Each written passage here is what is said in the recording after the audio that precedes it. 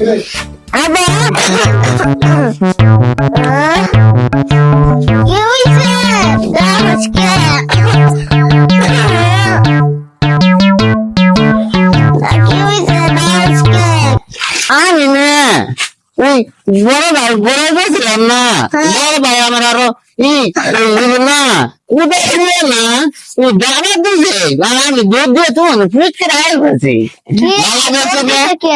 ওই যে আমি না আল্লাহ ও আমি না ওই যে না ওই যে ছোটোর মধ্যে ছোট মেয়ে আছে না ওদের না আমার ওদের না আমি ওরে বিয়ে করবো